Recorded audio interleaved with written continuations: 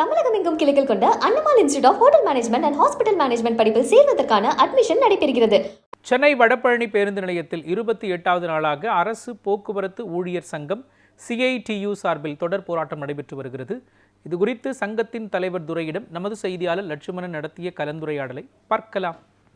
அரசாங்க போக்குவரத்து சங்கம் சார்பாக 28வது நாளாக சென்னை பேருந்து நிலையம், அதாவது வடபழனியில் இருக்கக்கூடிய பேருந்து நிலையம் அருகே தொடர் போராட்டமானது நடைபெற்று வருகிறது. குறிப்பாக இந்த போராட்டம் பொறுத்தவரையுமே 28 நாட்களை கடந்து நடைபெற்றுமே அரசாங்கம் சார்பாக இதுவரைக்கும் எந்த ஒரு முடிவுமே எட்டப்படவில்லை என தொடர்ந்து ஊழியர்கள் வருத்தம் தெரிவித்து வருகின்றனர். குறிப்பாக இந்த போராட்டம் எதற்காக நடைபெற்று வருகிறது, மேலும் இந்த அடுத்த கட்ட நடவடிக்கைகள் குறித்து இந்த சங்கத்தின் தலைவர் நம்மிடம் இருக்கிறார்கள், அவரிடம் கேட்டு தெரிஞ்சுக்கொள்ளலாம். சார் வணக்கம். இப்போ 28வது நாளாக நீங்கள் போராட்டம் நடத்திட்டு வந்துறீங்க, என்ன காரணத்துக்காக இந்த போராட்டம் நடக்குது சார்? முதல்ல அதாவது போக்குவரத்து தொழிலாளர்கள் மாநிலம் முழுவதும் 22 மையங்களில் இந்த காத்திருப்பு போராட்டம் என்பது நடைபெற்று வருகிறது. அது இன்றைக்கு 28வது நாள். ஒரு 6 அம்ச கோரிக்கைகளை முன்னிறுத்தி இந்த போராட்டம் என்பது கடந்த மாதம் 18ஆம் தேதி துவக்கப்பட்டது. அன்றைய தினம் மாலையே அரசு தரப்பிலிருந்து ஒரு ஓய்வு பெற்றவர்களுக்கு 25 மாத காலமாக வழங்க வேண்டிய பணப்பலன்களில் ஒரு 10 மாதத்துக்கு உண்டான பணப்பலன் மட்டும் உத்தரவாதம் அளிக்கப்பட்டது. ஆனால் மீதி இருக்கக்கூடிய 15 மாதத்துக்கு உண்டான ஓய்வு பெற்றவர்களுக்கு பணப்பலன் எப்போது கிடைக்கும்? அதே மாதிரி பணியில் இருக்கக்கூடிய தொழிலாளர்களுக்கு கடந்த மே மாதம் போடப்பட்ட ஒப்பந்தத்தின் அடிப்படையில் ஒரு 9 மாதம் அந்த நிலுவைத் தொகை என்பது வழங்க வேண்டும் பணப்பலன்கள்.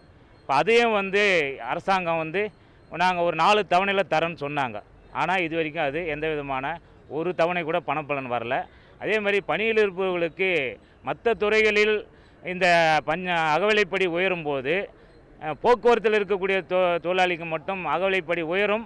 ஆனால் அதுக்குண்டான நிலுவைத் தொகை என்பது 12 மாத காலமாக நிலுவையாக இருக்குது, அதையும் கொடுக்கணும்னு நான் கேட்டோம். அதே போல் போக்குவரத்து தொழிலாளிக்கும் பழைய பென்ஷன் திட்டம் எங்களுக்கு தனியானது, ஒப்பந்தத்தின் அடிப்படையில் உருவாக்கப்பட்டது. அரசு ஊழியர் பென்ஷன் மாதிரி எங்களுக்கு கிடையாது. அதனால் எங்களுக்கு பழைய பென்ஷன் திட்டத்தை நடைமுறைப்படுத்தணும். இப்போ கொஞ்சம் பேருக்கு இருக்குது. 1/4/2003க்கு பிறகு வேலைக்கு சேர்ந்தவங்களுக்கு புதிய பென்ஷன் திட்டத்தில் இருக்கிறாங்க. இப்போ அவங்க ஓய்வு பெற்று செல்லும்போது அவங்களுக்கு பென்ஷன் கிடையாது, இறந்துட்டாலும் பென்ஷனும் கிடையாது. இந்த மாதிரி ஒரு முக்கியத்துவம் வாய்ந்த ஒரு 5-6 கோரிக்கைகளை முன்னிறுத்தி தான் இந்த போராட்டம் என்பது நடைபெறுகிறது. குறிப்பாக இந்த ஓய்வு திட்டம், அதாவது ஓய்வு பெற்ற ஊழியர்களுக்கு பழைய பென்ஷன் பணத்தை இன்னுமே தரவில்லை எனவும் 3000 கோடி அளவிற்கு இந்த பணமானது நிலுவையில் வைக்க உள்ளதாகவும் தொடர்ந்து சங்கத்தின் தலைவரும் குற்றச்சாட்டு முன்வைத்தனர். உடனடியாக இந்த கோரிக்கையை நிறைவேற்றி இந்த ஊழியர்களுக்கு போதுமான பணத்தை வழங்க வேண்டும் என உங்களோட கோரிக்கையாகவும் இருந்து வருகிறது. நியூஸ் 7 தமிழ் செய்திகளுக்காக ஒளிப்பதிவாளர் சந்திரனும், செய்தியாளர் லட்சுமணன், சென்னை.